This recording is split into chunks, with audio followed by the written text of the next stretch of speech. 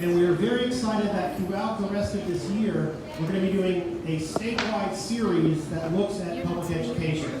And our partners in that endeavor is the Phil Harden Foundation. I'll recognize my friend Lloyd Gray in the back for helping this. You can hold your applause to the end. I got lots of thank yous. I also want to recognize our wonderful partners here in Clarksdale, Ben Lewis and the folks here at Meraki and Griot, Chris for doing the sound. Thank you so much.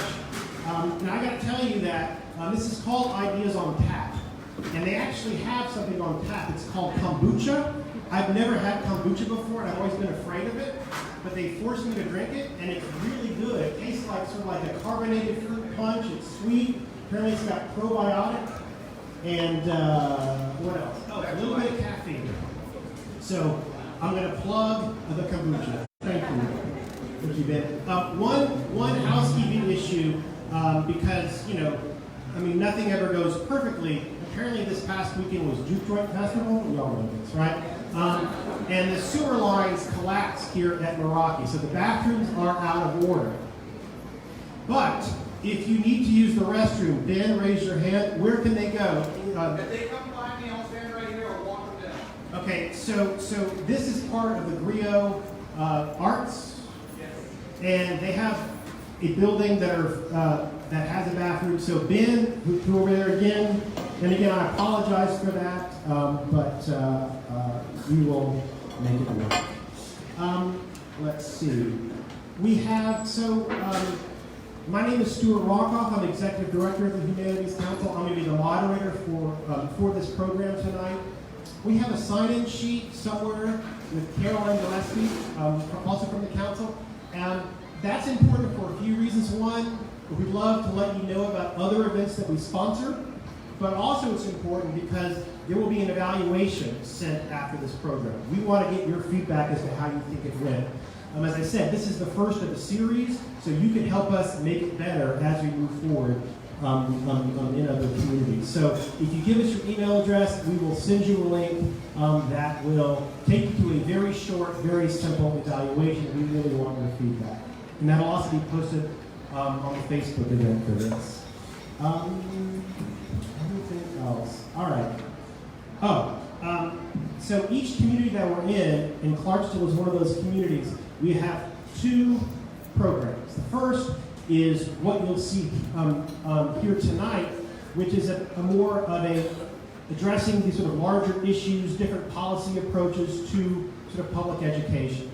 Part 2 will take place here on the same stage on May 14th, and it will focus more narrowly and really hone in on the issues here in Clarksdale.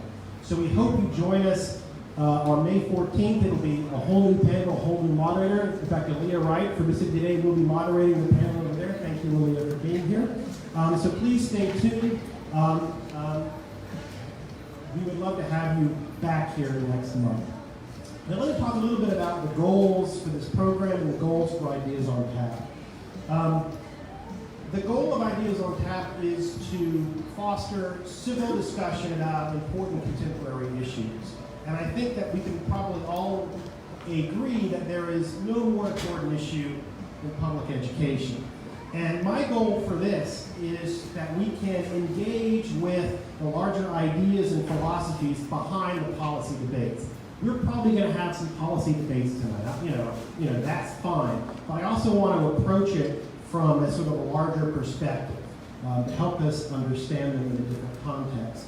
And because as I thought a lot about how to moderate these panels, I realized that the question of how we improve public education is not really a technical question. It doesn't rely upon different technical ideas, but really it's a question of values, right? So my goal tonight is to help talk about what values underlay these different policy approaches. And the other thing to understand is that the Humanities Council is a neutral organization. We are aspiring to be the sort of convener of this conversation. We don't take a side. I should tell you that we are funded by the National Endowment for the Humanities, and so therefore any opinions expressed may not necessarily reflect those of the Humanities Council or the NEH. That covers us. That's good. And ultimately our goal is not necessarily to change anyone's mind, We can advocate for any particular approach, but we want to create a forum where these larger issues can be discussed. And let me just put in a word here about sort of, our goal for this program is a civil exchange of ideas, and that's true for both the panel and the audience. We have it, as you'll see, an ideologically diverse panel, and we may well have an ideologically diverse audience, and that's exactly what we're trying to do. And I know that education is an issue that people feel very, very passionately about. But I do urge you to listen respectfully to our panelists, even if you don't agree with them. And one thing I can promise everybody in this room is you will hear something tonight that you don't agree with, right? And so please sort of be civil, be respectful. We will have a time at the end for audience questions, so you will have a chance to sort of weigh in. Now, that's the preamble. So let me introduce the panel. To my immediate left is Nancy Loome. Nancy is the executive director of the Parents Campaign. The Parents Campaign's vision, and I'm quoting from their website, is to engender a public education system that affords all students excellent public schools so that children can become what they dream. Their mission is to ensure a brighter future for Mississippi children by promoting public schools through parent advocacy. By giving parents a means by which their voices can be heard, they are working together to change our state for better.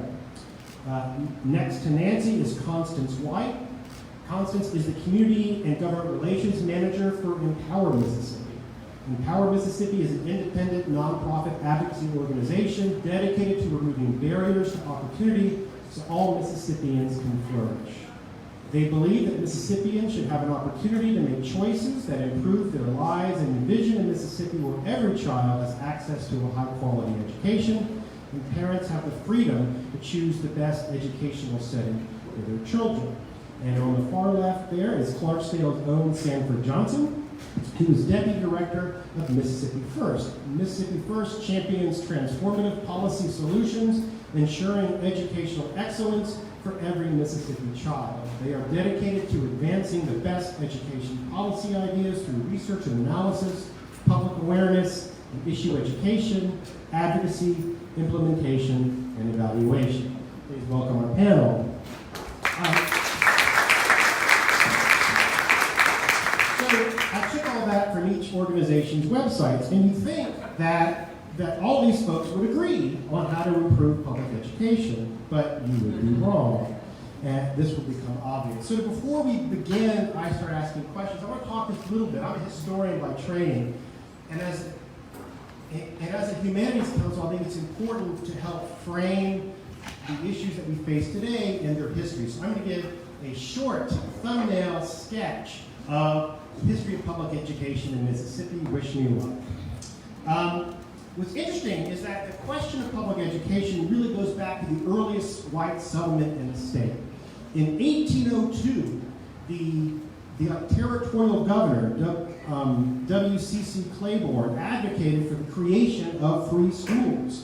And the reason he said, quote, was the very preservation of Republican government, lowercase r, depends upon the diffusion of knowledge among the body politic. And he recommended the establishment of a system of public schools.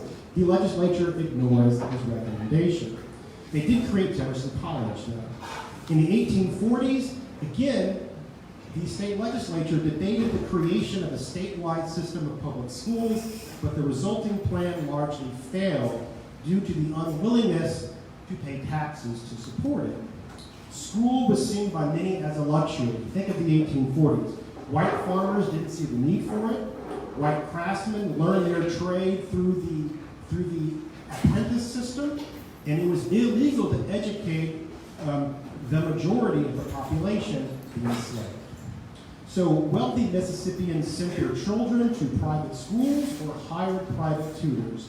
There was no consensus in the 1840s, really so before the Civil War, there was no consensus among the elites that a taxpayer-funded system of public schools would be beneficial for the state.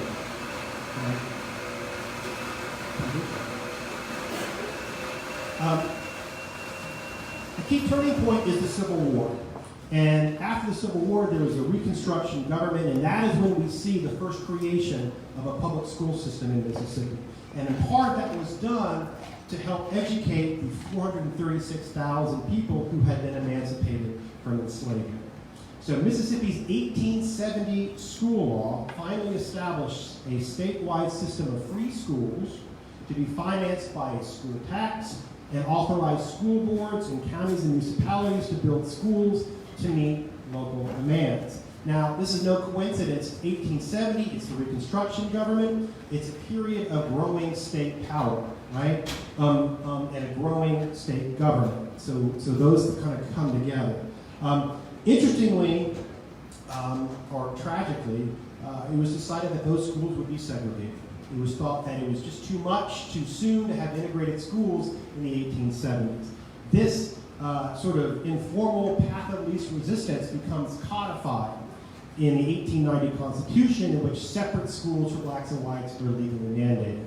Now, if you know a little bit about history, you know, according to the Plessy versus Ferguson ruling, separate was okay as long as it was equal. But as anyone in the state knows, separate was not equal.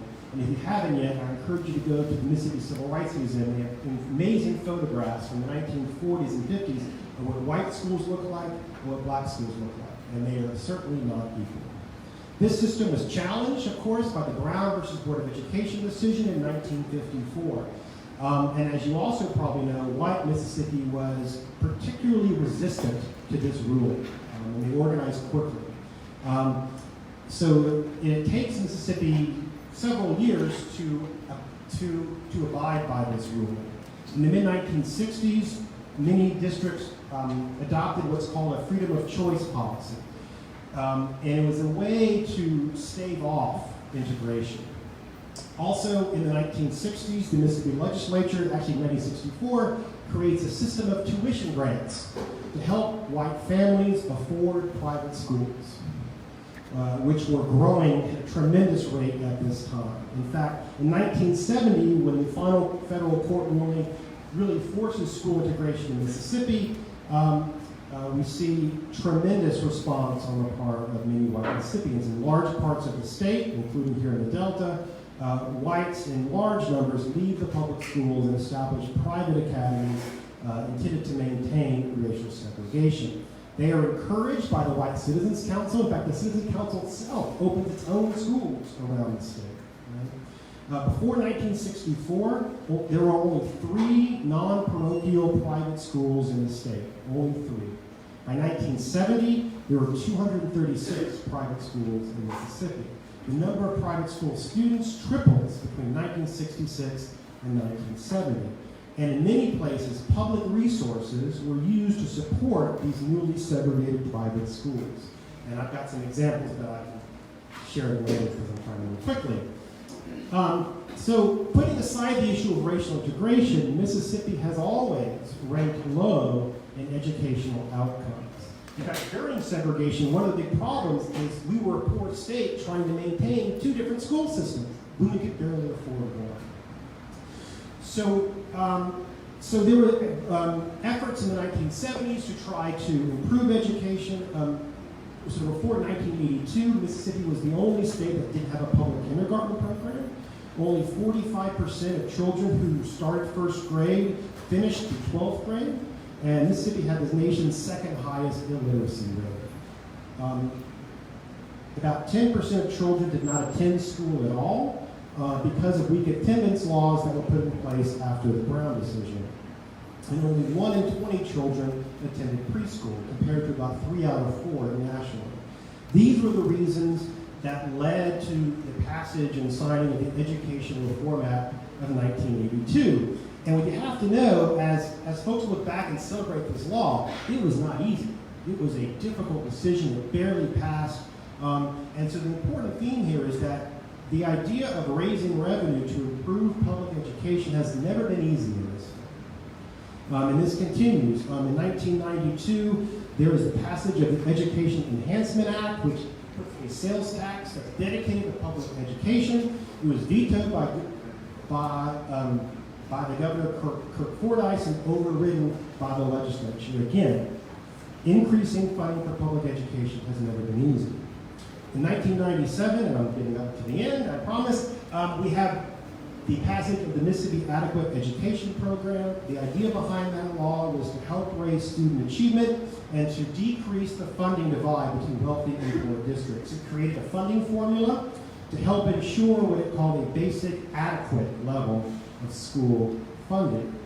It should be noted that since the formula's creation in 1997, the legislature has fully funded it only twice, I think both in election years. So these debates over how we should educate our children, these are not new to Mississippi. So I want to begin our conversation, and I'm through talking, so thank you for being with me, is to start with some of the big picture questions that may seem obvious, but I think it's worth thinking about and worth articulating. And I want to begin with the question, what is the importance of having public schools? Again, this may seem obvious, but let's remember that in the 19th century, this was debated. Should we have public schools? Does this benefit the state? After the Brown decision, there was serious discussion. Should we just close the public schools? Right? So, why are public schools important? And let me rephrase it a bit. Why should the government offer free education to its citizens? And who wants to be the first crack?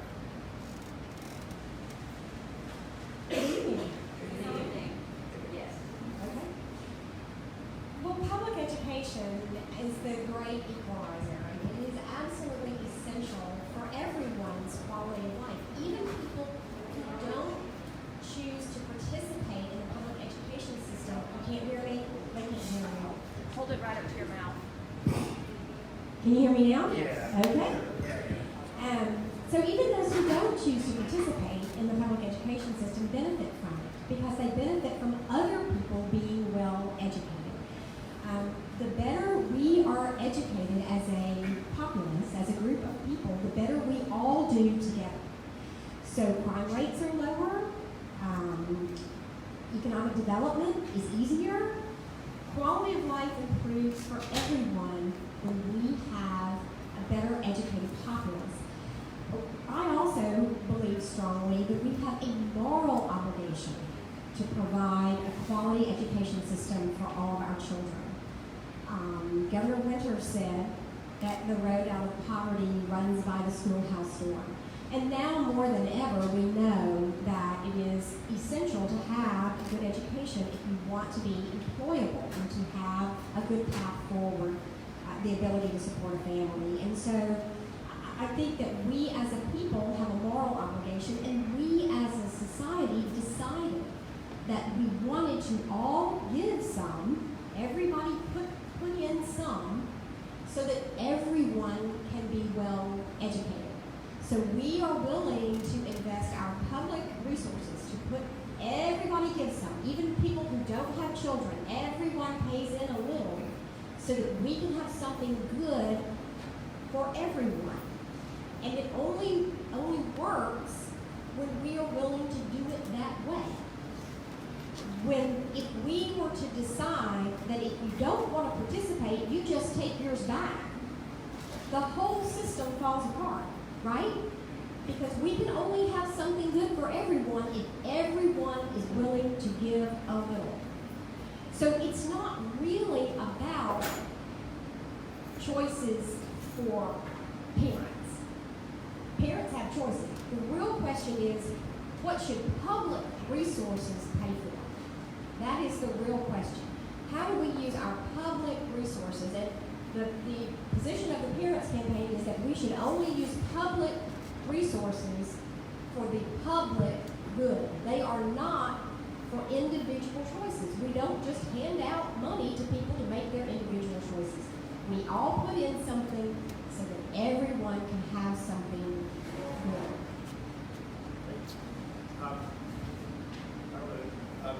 Do you want to follow? Constance, why don't you go?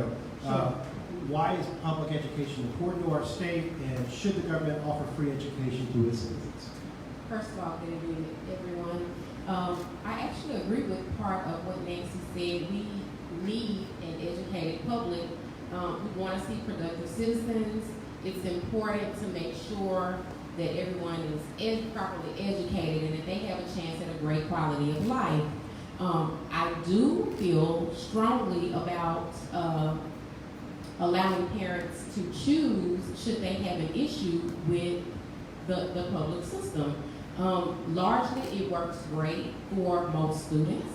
However, there are circumstances that prevent that sometimes. And in those circumstances, I feel that I should be able to take part of my dollars and assist my child. Again, it's about making sure that all people in the state of Mississippi have a great quality of life. All right, so Sanford, so think about the sort of the big picture. Again, like what is the benefit of having a system of free education for our citizens? And what is the purpose of education? Sure. Am I loud enough? Can y'all hear me? No. I still need a mic. Hello? Okay, sorry about that. So, I'm gonna echo a little bit of what Nancy said in terms of your economic growth, your society growth, and as well as your civic growth. You need to have an educated populace. You need to have people who are intelligent. You need to have people who are virtuous. You need to have all the, just like it says in the Constitution. If you want to have a state that grows, if you want a state that's healthy, you need to educate your children. That is one of the most important responsibilities of a state. And the reason why we have to have a public system is because it is so important that you just want to leave it up to chance. There's a reason why we have public firefighters, because we just, I hope somebody comes and puts this fire out. You want to have a public fire system. You want to have a public police system. If your country is attacked, you don't want to say, I hope somebody like protects us. You want to have a military. That's why you have these things that are public, and we put taxes into supporting these systems. And the same thing with public education.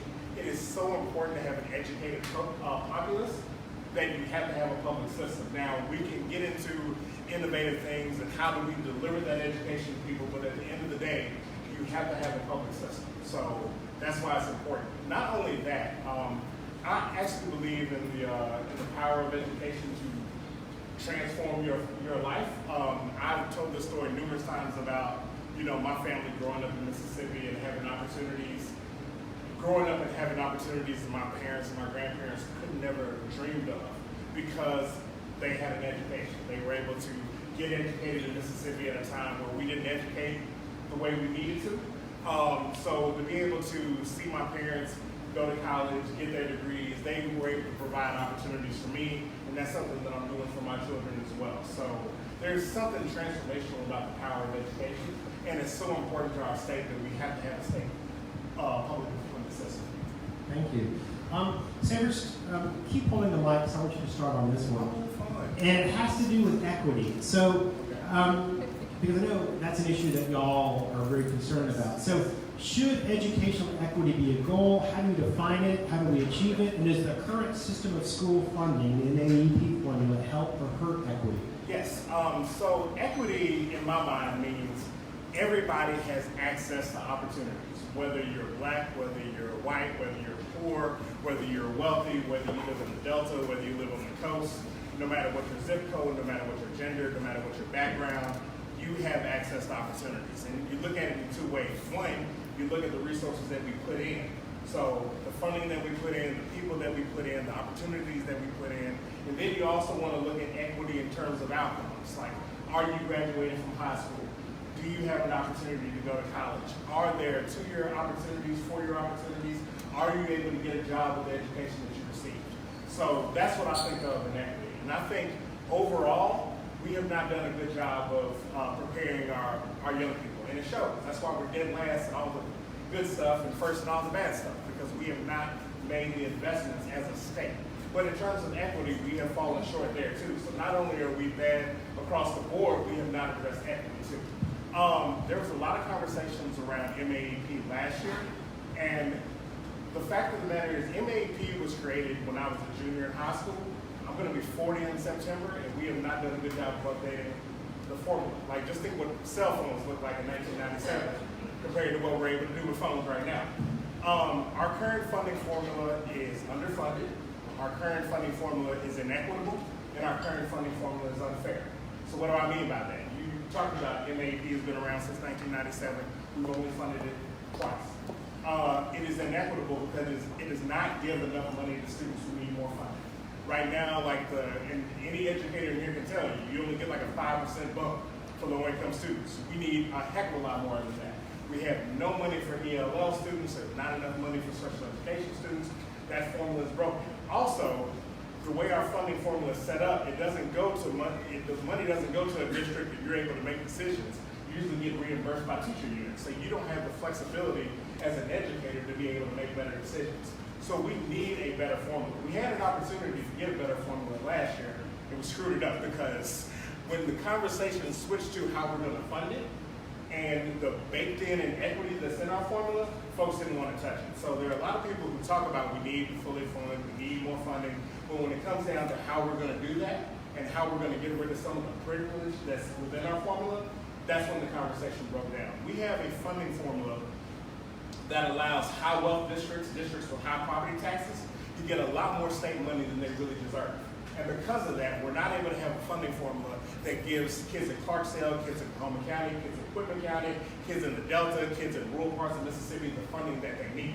Because that money goes to Pascagoula, that money goes to Oxford, that money goes to Madison County.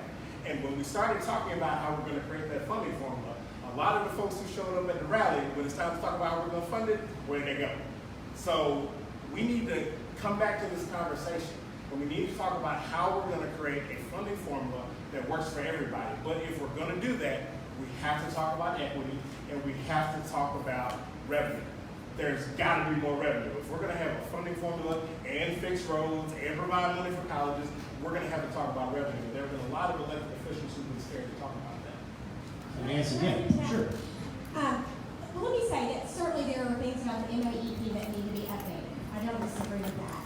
But I do disagree with some of the things that Sanford said, and this is what I disagree with. When he's talking about what was presented last year, what was presented last year was really a Trojan horse. It was really an effort to reduce the money going to your school district. And so they went out talking about equity and all these things and saying, we're going to take money away from some of these school districts so that you can have more. But really what they were doing was to create it was not a formula. There was no formula. It would have allowed the legislature to decide every year how much they wanted to give your schools and call that full funding.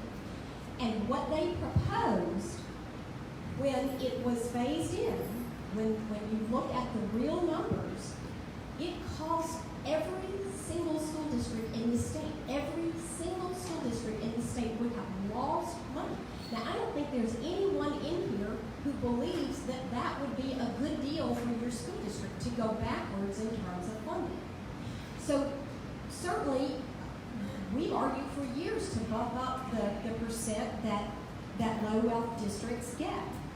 And certainly we think we need more funding for districts that have English language learner students, but not at the expense of all of our school districts.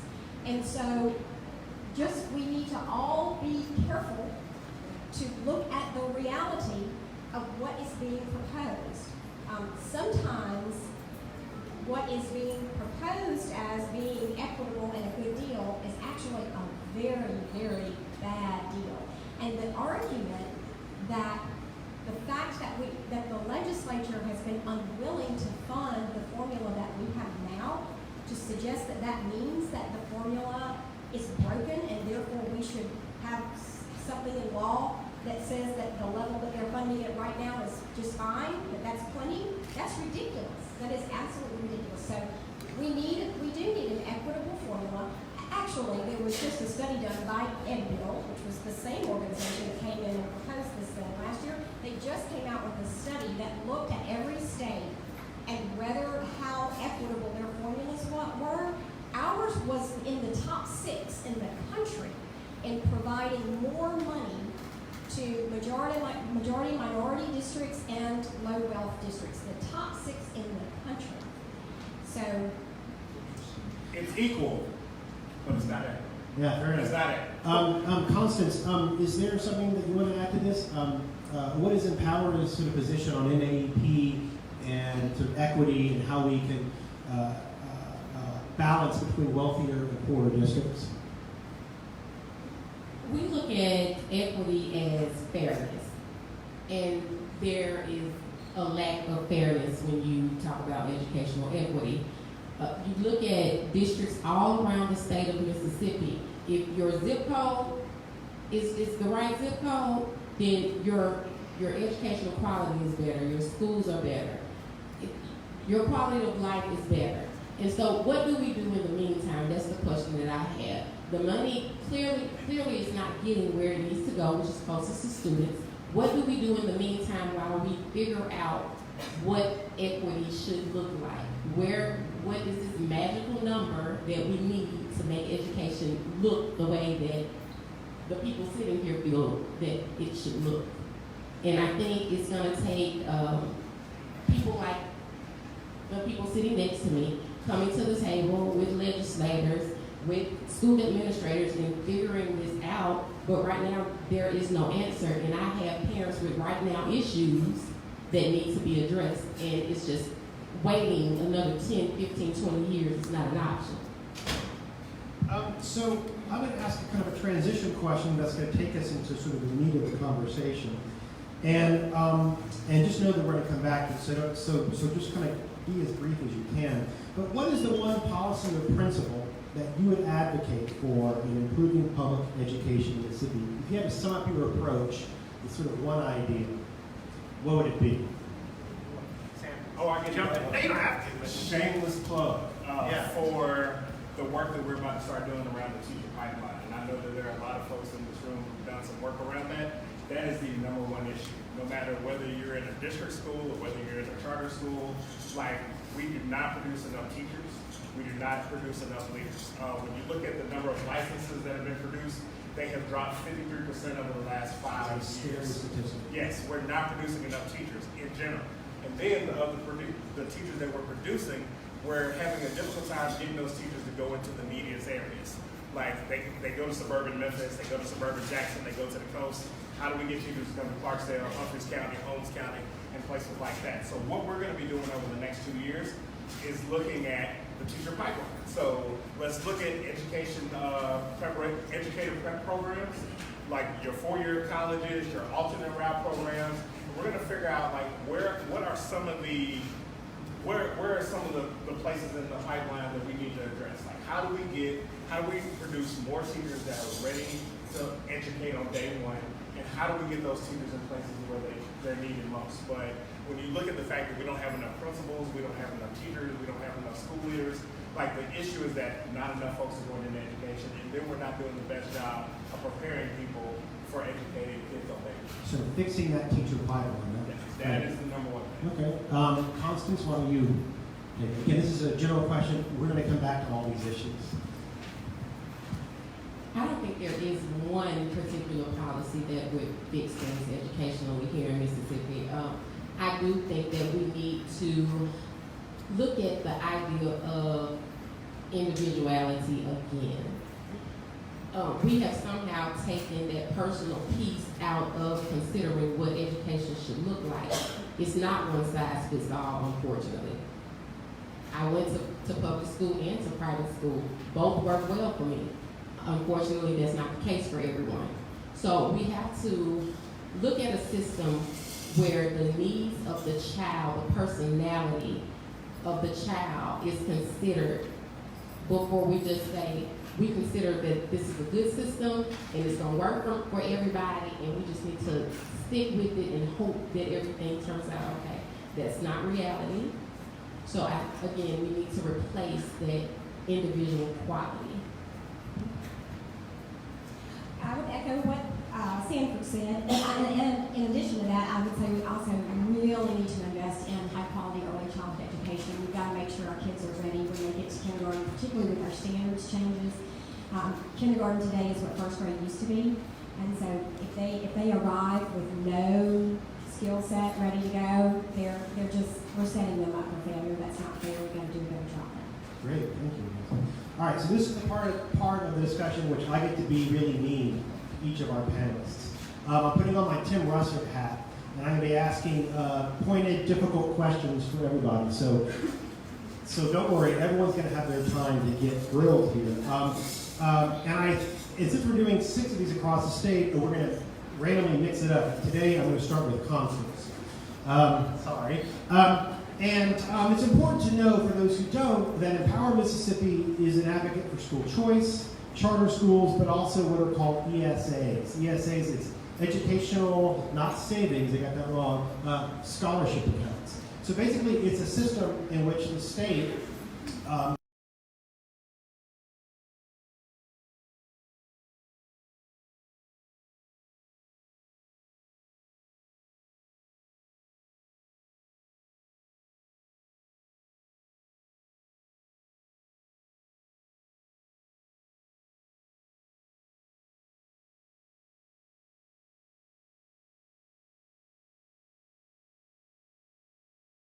framing some of the questions of the grilling I'm about to give Constance.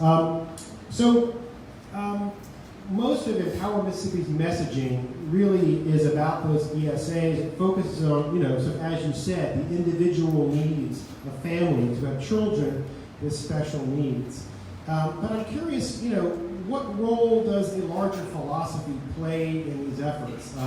Certainly, the founders of Empower, the funders of Empower, come from a sort of conservative, libertarian perspective. They are sort of committed to, privatization, lowering taxes, shrinking the size of government. So to what extent is that goal behind what Empower is trying to do? First of all, Stuart, I have to tell you that free markets and lowering taxes and privatization is not what Empower is all about. We have a very diverse team, but we all agree on one thing, and that's quality education is very important, and that there are barriers standing in the way of that. It's important to understand that I spend a lot of time in minority communities, in underserved communities, working with parents and families that are really having a hard time. And I just don't understand the idea that you can sit down with a mother who cries every day because she sees her children crying every day, saying, I hate to go to school, I'm not learning anything, I'm being made fun of, my teachers are ridiculing me, my teachers are punishing me for asking for help, and say, you know what, you don't deserve anything else, you just stay right there. And Empower understands that. They've given me the opportunity to go out, to meet these families, to build those bridges, and get these stories from these parents. And we want legislators, lawmakers, everyone to understand that we're not saying don't fully fund MAEP or don't fully fund public education. We're not saying that. But we recognize that there are other issues out there that need to be addressed. And that's what we're about. So ultimately, the goal is to see an education system that allows parents to take some of those tax dollars that they put into the system and find what an educational setting that works for their child. How can you tell me I cannot take money that I work very hard for and use it to help educate my child? So is the goal of Empower, so currently it's focused on families with kids who have special learning disabilities. Is the goal to expand the ESA program to everybody?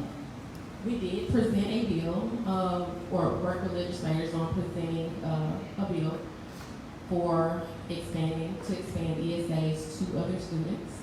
And that included military families, that included siblings in families that that were already in the program. There were several other children included in that. Right. But the ultimate goal is to move to a system where we have total choice. So I mean, your idea about, well, someone pays their taxes, they should be able to take those taxes and put it where they want. I mean, that argument has a certain logic, but doesn't apply in other areas, right? So, I may not use Medicaid, or I may not ever have to use the fire department, but I still have to pay for those services, right? So it's like narrowing out sort of education from the idea of the sort of public good, that sort of an individualism, seems to me, a little problematic. And I'm not saying we have the end-all solution here. Yeah. But what I am saying is, who do we decide, or how do we decide that these parents don't deserve anything? Because again, I invite people, please come along with me to meet these families any day of the week. And you tell that family, you tell that mother, hey, yeah, you go to work and you pay into this system, but just stay here in a school that's failing your child. Okay. Well, one of the charges that sort of critics make about Empower is that, in a sense, you're sort of a wolf in sheep's clothing, in the sense that, again, a lot of the focus is on the individual families, their special needs students, their kids, this is how can we help them, but that, you're really sort of pushing a kind of hidden agenda, ideological agenda. And I have to say that the way that the ESA funding came down on the last day of the legislative session was done, frankly, deceptively, right? I mean, it was in a bill, nobody was told about it, it passed, people realized that, oh no, this is not what we wanted, and so there was some pushback, and then arms were twisted with funding for projects and districts, and it narrowly passed. So do you see how that method of getting it passed, and not in the open, floor debate, gives merit to the argument that this is not really on the up and up? I told you I'm going to be tough. And I'm glad you were, because I really hoped you asked that question, because I have something really good here. And if you wouldn't mind bearing with me, I'm going to read to you what I wrote for this. Because I don't want to miss anything here. Listen, I read my intro, so you go. Yeah. First of all, I really think Empower did a great job of operating in transparency. Again, we were at the Capitol every day. We were meeting with legislators. We were open and honest about what we wanted to do. Families showed up. We had our National School Choice Day at the Capitol, and yet we had lawmakers to say it's just not important this year. We can put it off. We don't even need the program. So at the end of the day, we had some legislative leaders to say, you know what, we want to see that wait list gone. We want to make sure that the students who are participating can stay in this program a while longer. And so it wasn't that we were operating as a wolf in sheep's clothing. Now I want to talk to you about a wolf in sheep's clothing for just a moment. When you have people who have never been in the fire that you're in, who live in some of the best districts in this state, their children attend some of the best schools in this state, yet they tell your children to stay in failing districts. They tell you you don't need an option. That's a wolf in sheep's clothing. Until your children have cried to you, until your children are failing and not being served, I think it's unfair to tell someone else to stay in a situation that you know nothing about. That's a wolf in sheep's clothing. So I have to question, as people question the motives of people with Empower Mississippi, what are your motives? Do you not want children who look a certain way sitting next to children who look another way? Do you want children who look a certain way not afforded the same opportunities that your children may have? I'm about creating opportunities. Thank you. And this is my last hard question, because I'm going to leave you alone. And you raised the issue sort of yourself. And as I sort of laid out in the beginning, the concepts of school choice and of using public school money for private schools does have an ugly history in this state. It was used in the 60s and 70s to maintain racial segregation. And so how does this legacy affect the current ESA program? I went through the peer report, which came out a few months ago about it. And on the list of private schools who get public money, we do see some, at least historical, set categories. So do you worry that expanding the ESA program will lead to further segregation? Should that be a goal? Does that matter? It absolutely does matter. I would not sit here and support segregated schools. Look at me. What I can tell you is I'm very proud of the work I've done. I'm proud of the road ahead of me. What I've learned since starting this work is that the private school landscape does not look as it looked 50 or 60 years ago. Just in the Mississippi Delta, I've had the privilege of working with Kingsport over in Greenville, Tender Ages in Greenville, Restoration Ministries in Indianola. These are schools founded, established, and that serve African American children. I speak to private school administrators and leaders all of the time who tell me, I want more minority students here. I welcome more minority students into my school. Mississippi has some blemishes on its history. We can't lie about that. We can't erase it. What we can do is look forward to the future and make sure we don't repeat those mistakes. And I'm standing here telling you today, that's a part of what I do, and I take pride in my work. All right, you're done. Thank you, Constance. All right, so now it's Nancy's turn for some hard questions. So how do you respond to that argument that, ESAs and charter schools offer greater educational freedom and opportunities? Wealthy people already have the ability to choose the best school for their children, either by moving to a wealthy suburb or by sending them to a private school. What is wrong with a program that offers that ability to everyone? Well, thank you for that question. That's a great question. And the truth is, and let me say, I'm not questioning Constance's motives or her sincerity. I think she is absolutely sincere. And she didn't write the law that got passed, but the organization she works for did, Empower Mississippi. So we first addressed the question about wealthy parents having choice and why other parents shouldn't have the same choices. A voucher system actually exacerbates that problem, because what it does is it takes the money that is supposed to go to provide a strong system of public schools for everyone, and it uses a portion of those funds to subsidize the tuition, the private school tuition of these wealthy parents that are making the choice.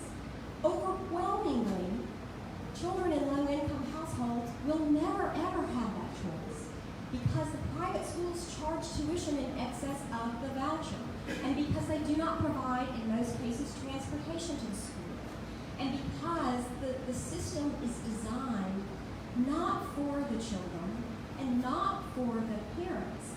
The voucher system, the law that we have, is designed for the schools. And let me give you some examples about that. The current law that we have that is supposedly to help children with special needs says in the law that to be eligible to get the voucher, the parent must sign a statement relinquishing the child's right to special education services.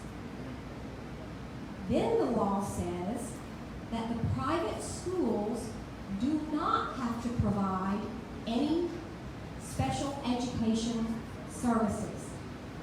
Then the law says that the private schools do not have to change their admission standards, and they don't.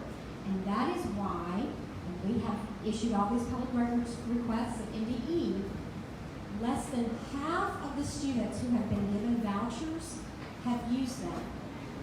And when the peer committee, which is the state watchdog group, did their investigation, parents said that the reason they didn't use the voucher when their children were given the voucher was that the private schools wouldn't admit their children. And in some cases where they would admit the children, they charged tuition and fees in excess of the voucher that the parents couldn't afford. So what you're doing, and the public records request that we did also revealed that high wealth families use the vouchers far more often than low wealth families. And so what you're doing is taking money away from the public schools that serve all children and subsidizing the choices of wealthier people. I don't think that that's what we really want to do. Further, what's happened, we learned from the peer report, is that the private schools, there were 96 private schools that took the voucher money. They chose the students. The students don't choose the schools, and the parents don't choose. The schools choose which students they want, and they reject those they don't want to teach. And our tax dollars are used to subsidize that system, so it does harken. I don't think it's intentional, but it exactly harkens back to what we had in the past with using state dollars to fund these segregated schools.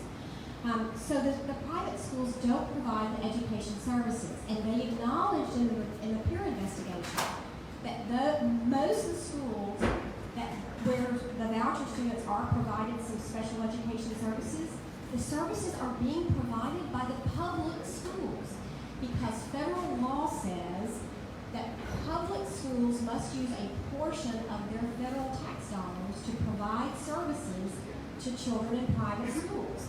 So you're paying for that twice. The private voucher schools get far more money per student than the public schools get for a non-special education student because it's about $1,500, $1,600, $1,700 more. Because the assumption is that they're providing some special education services. They're not. They're pocketing that money. And the public schools are using their resources to go over and serve the students who got the voucher. So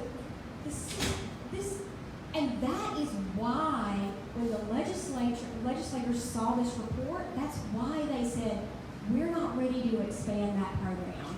We're not willing to invest any more money in it. The program has had money left over every single year because the parents don't use the vouchers because the private schools don't admit the students, and when they do, they don't provide special education services. So the answer, and I'm not going to pretend, I know you need for me to stop, I'm not going to pretend that every public school is perfect. There's not a private school or a public school is perfect. I'm not going to pretend that every situation is perfect. Here's what I would say. In public schools, you always have recourse because you have a school board that is there to be accountable to parents. And when there is a problem, parents need to go to the school and work up the chain of command and get their grievances met. Private schools do not have that obligation. They can just say, too bad, so sad. And so, again, no school situation is going to be perfect for every single person. But you do have a means of improving that. And the answer is not to provide a few students an escape route.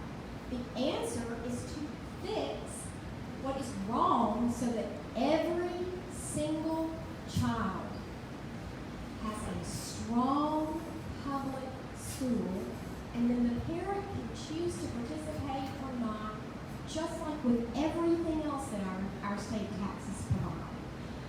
But to think that we should begin to tear that apart and take some pieces away so that a parent can have whatever choice they want to make paid for, that's not the obligation that you have as a taxpayer. So the peer report you mentioned, it did say, because the private schools don't have to do testing, there's no real clear accountability, but the one thing that did say is that the parents who participated are very, very happy with it and think that their private school experience has been better for their child than the public schools. How do you respond to that? So the parents that they surveyed were parents who were using the voucher. So these are parents who want their children in private school, and they want you, taxpayers, to pay for it. And they got that. And 91% of them were happy about that. I want to know why the other 9% weren't happy. I mean, it's just absurd. If you want your child to go to private school and you want somebody else to pay for it, and they are, why wouldn't you be happy with that? It doesn't mean that there's anything else good about that program. It just means they're happy that they're getting your tax dollars to pay their kids' private school tuition. All right, so last question sort of for you. Thinking about the idea and the arguments that are made is that competition between schools is a way to improve outcomes, right? So do you agree that competition and accountability help improve outcomes? I was talking to a friend of mine who helps run a charter school in Jackson, and she talked about how that if they're not successful on the state test, they will lose their charter. And so it's sort of an existential threat to them. And so that gives them a huge incentive that if there's a problem in the classroom, to really fix that problem. And because they're a charter school, they have relative freedom from the bureaucracy and the regulations that might hinder these efforts. So should similar incentives and freedoms exist in our neighborhood schools? And how do you respond to that about competition? Well, first of all, I would say that competition implies that we have winners and losers, and we don't think we should have any losers. That whole thing is just, that's just silly. And accountability, we do think that it's important to have some accountability. We think that parents, certainly, and taxpayers should know how well their schools are doing. I mean, we think that's important for everybody to know how well their schools are doing. But the idea that that charter schools are more accountable than public schools, that actually doesn't hold water in Mississippi. So charter schools have 5 years, right? And then they're up for charter renewal. And so they've got 5 years to do well. In the traditional public schools, if they're rated an F for 2 years, they are eligible to be taken over by the state. They lose their school board, they lose their local control. And so I would say that that's a higher degree of accountability than anybody else has. And the voucher schools have zero, nothing.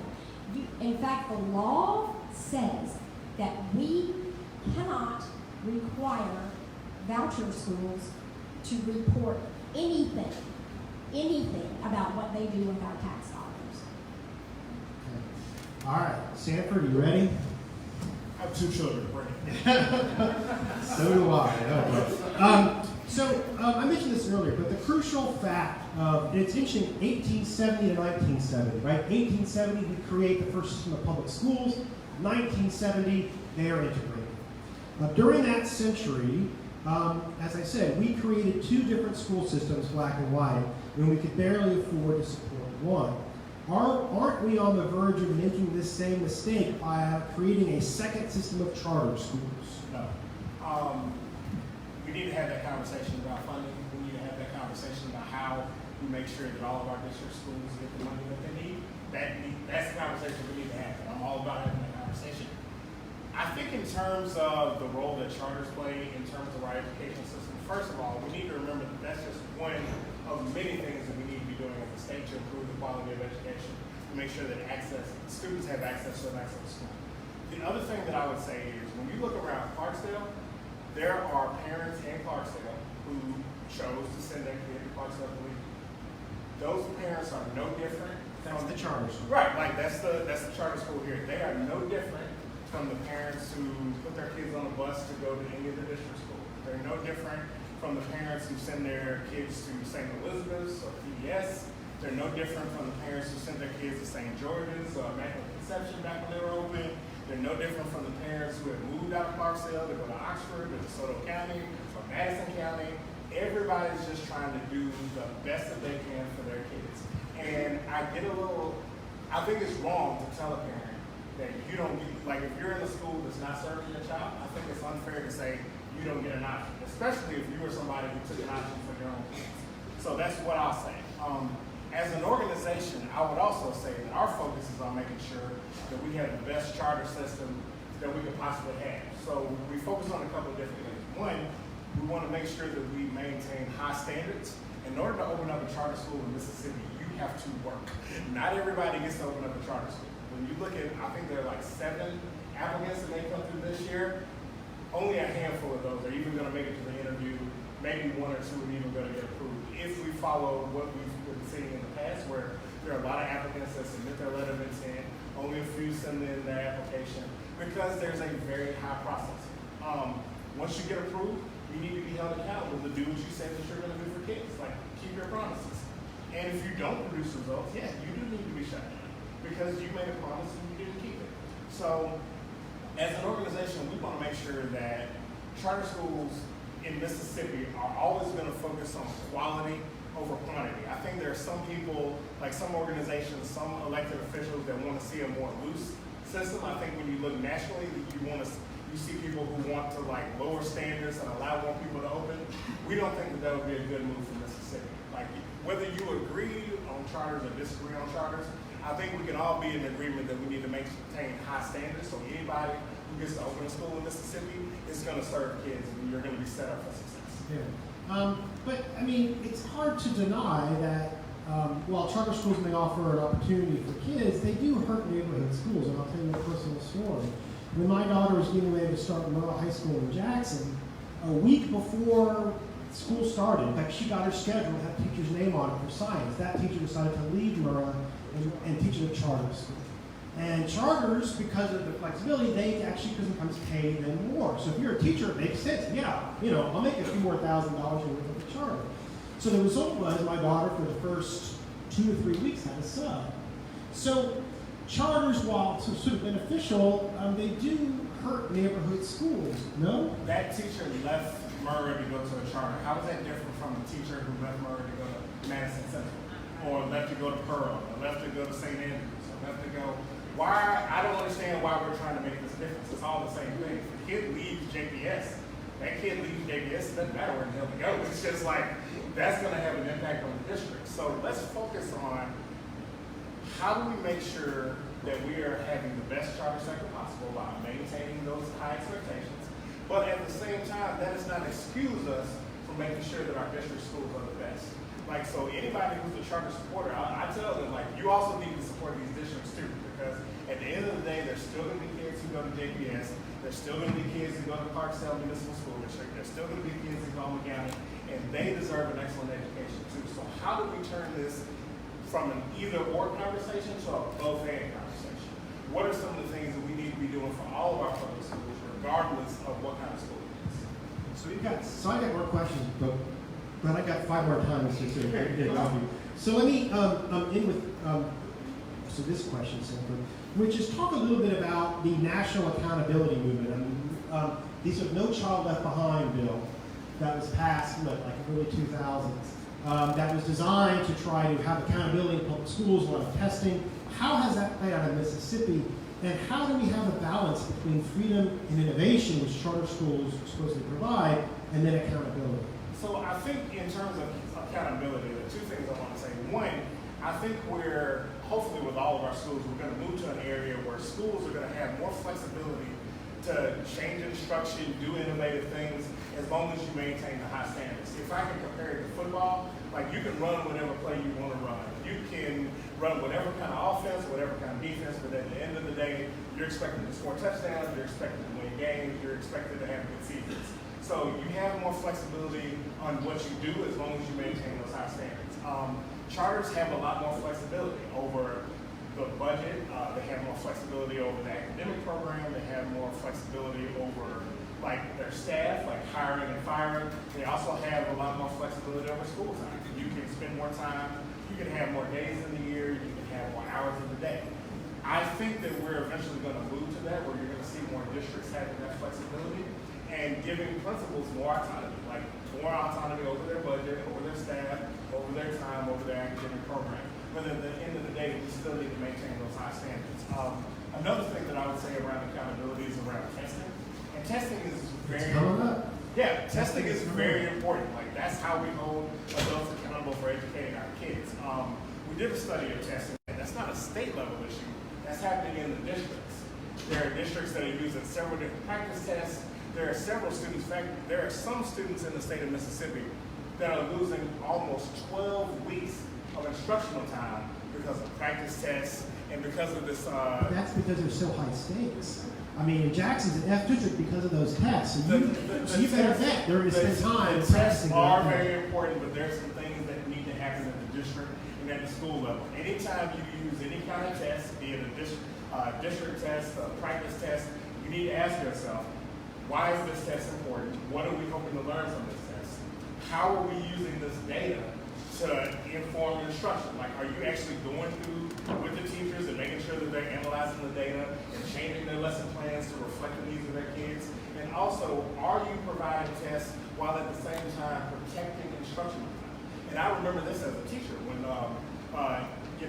I was a teacher, there was a moment where we had to stop instruction, put all the U.S. history kids in the cafeteria and do tutorials where we're just reading off questions and you just answer them. That time would have been much better spent in my classroom.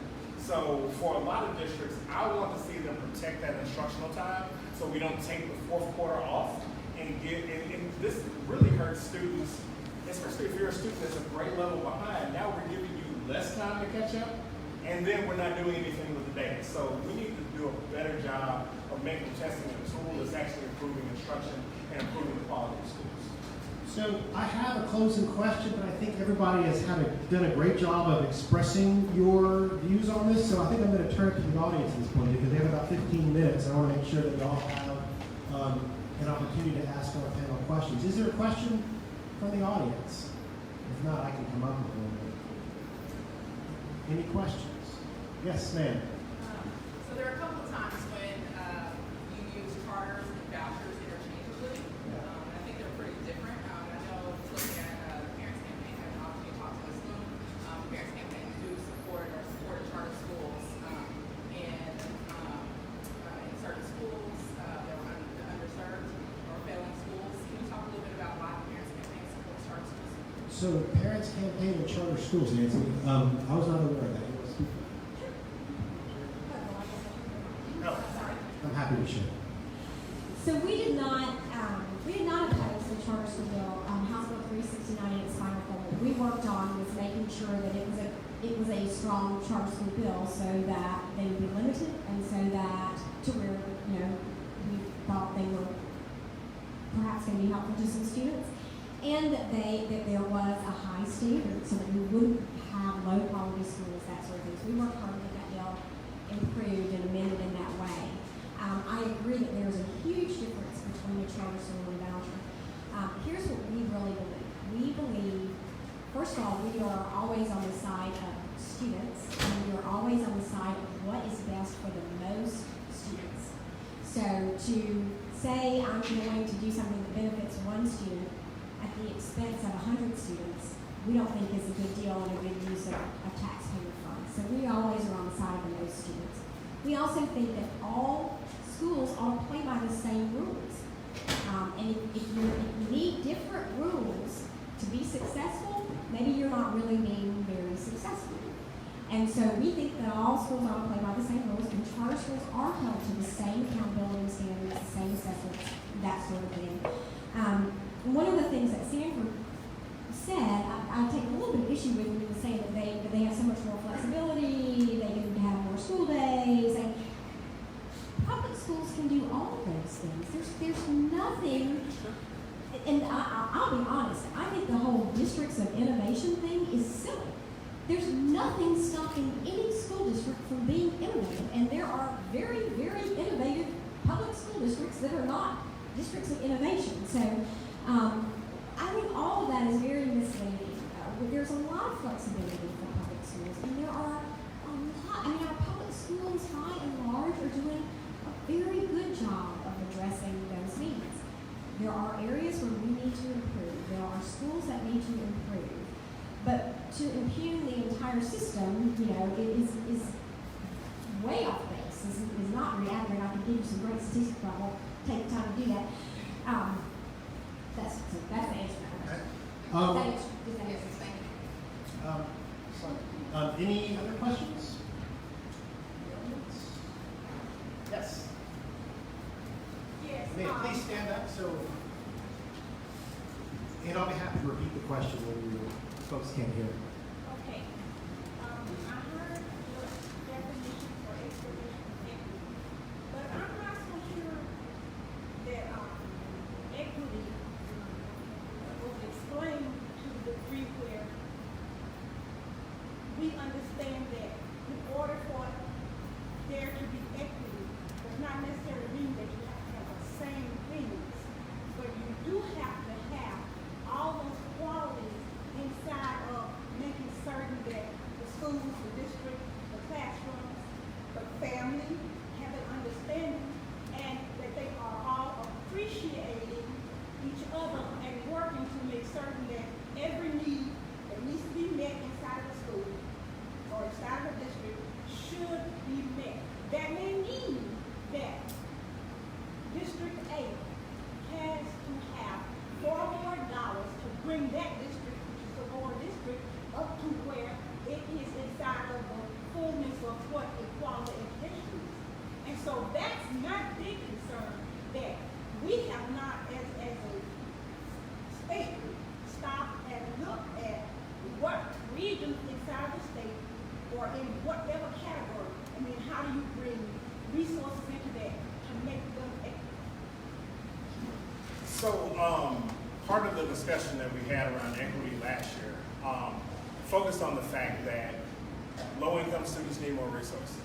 Special education students need more resources. It costs more to educate a high school student. It costs more to educate a special education student.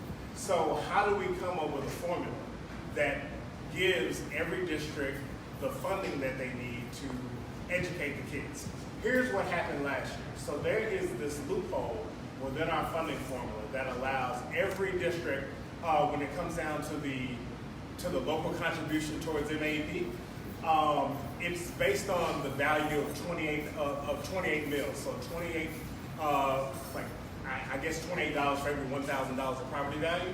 There's a loophole that caps that at 27%. So basically, there are a lot of high wealth districts that get a lot of extra state money, and they're not putting in the same effort as Clarksdale. For example, Clarksdale puts in their 28 mils. Oxford does not. They do not. They pay a little bit less than that.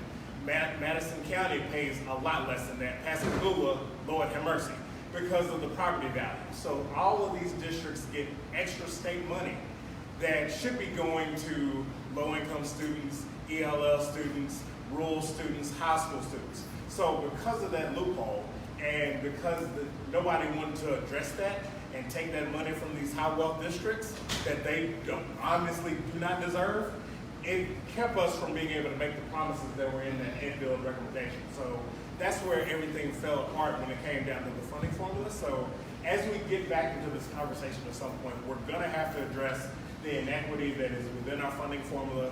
We're gonna have to talk about revenue. We're gonna have to make sure that every kid gets the money that they need in order to have a successful education.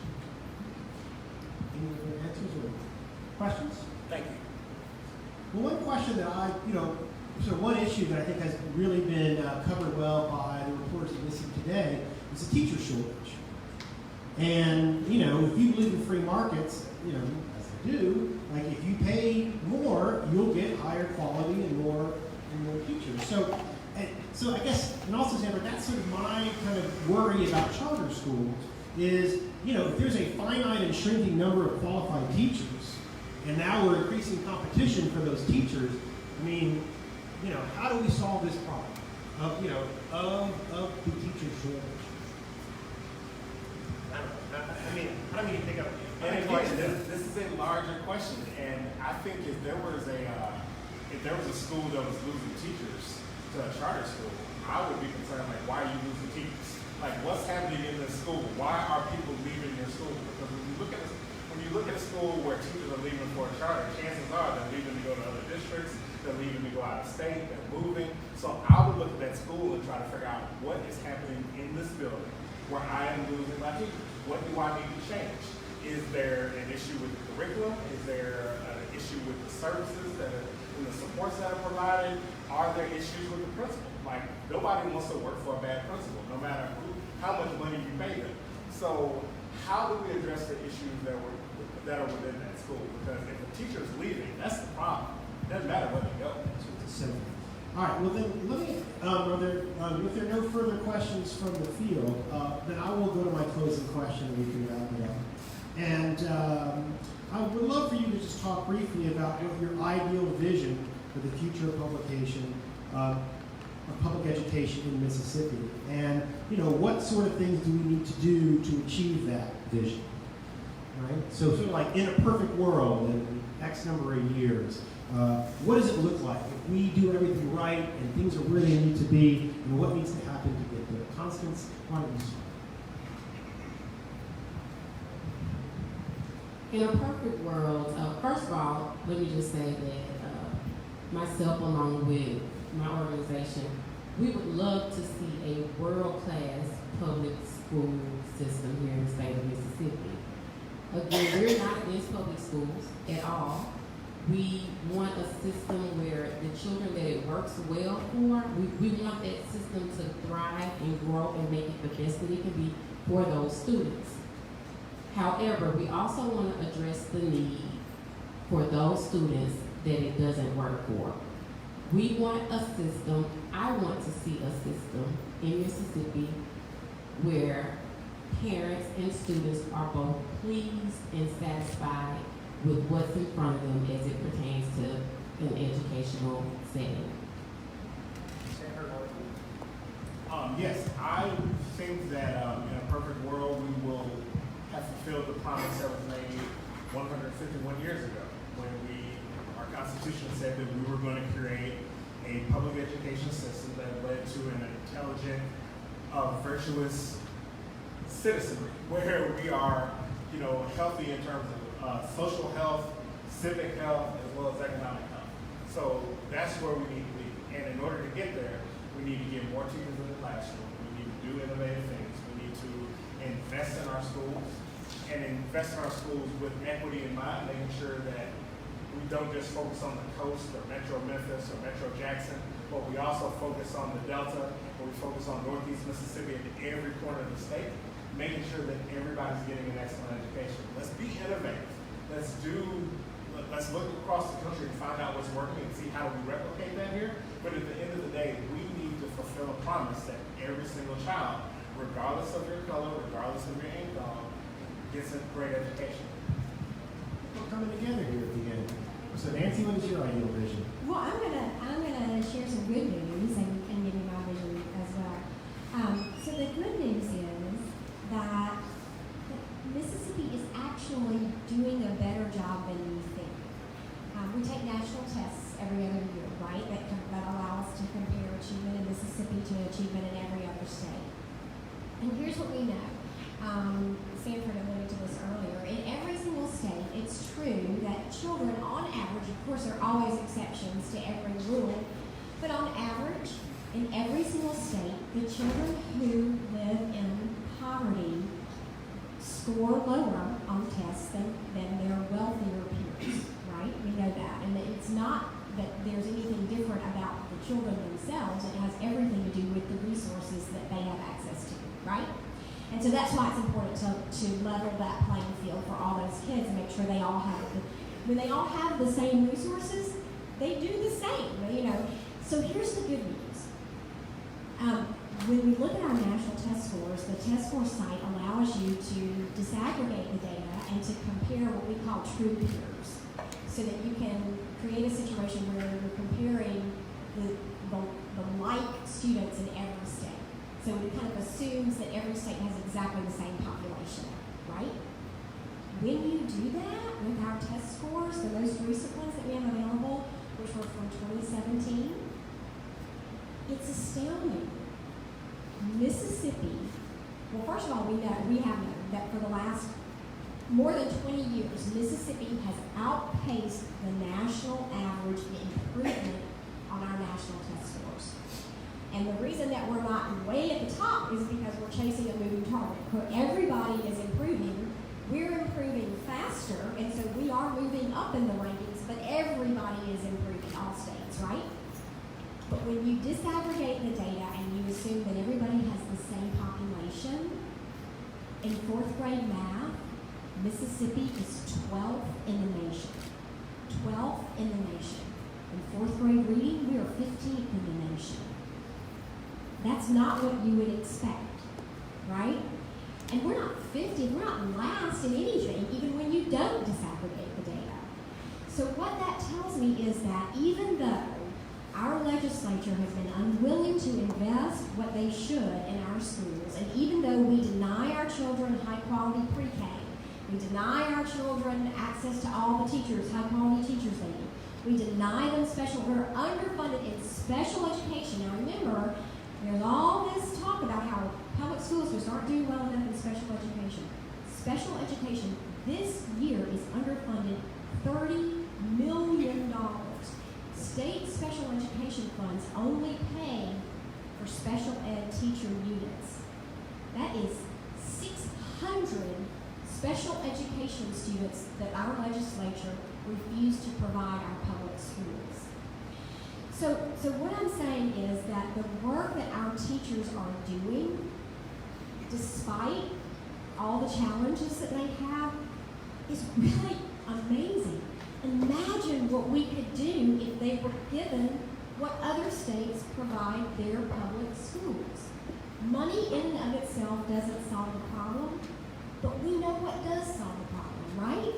We know that when we have enough high-quality teachers, and when we have high-quality pre-K, when we have enough literacy coaches for every single school, and math interventionists, and all those things, counselors, our kids need mental health counselors, not just academic counselors, they need mental health counselors.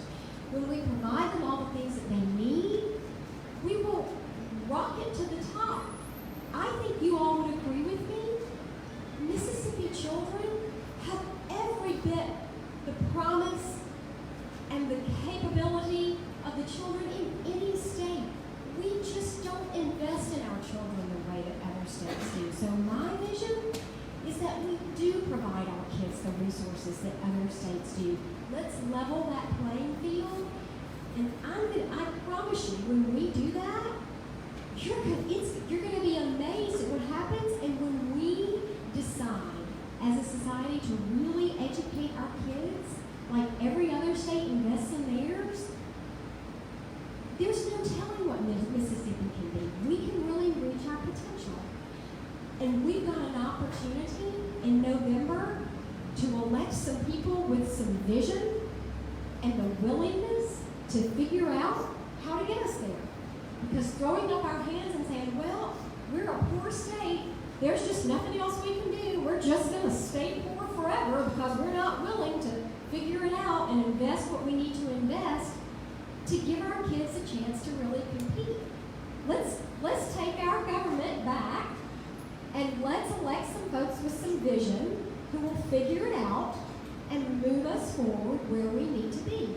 Our children deserve that. They deserve the same thing that children in other states deserve, and I think we can do it. I believe that we can do it. Thank you. Now that's why I gave that disclaimer at the beginning of the program, so they're free to take it. So let's give a big hand to our panel for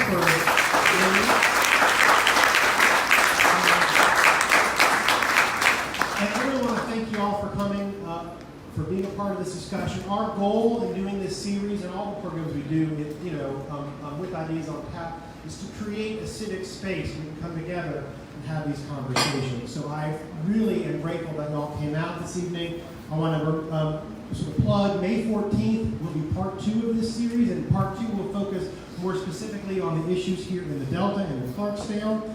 Stay tuned for more details. Please do sign up on our email list. Caroline, she is in the back. You will hear about these sorts of programs happening in Clarksdale.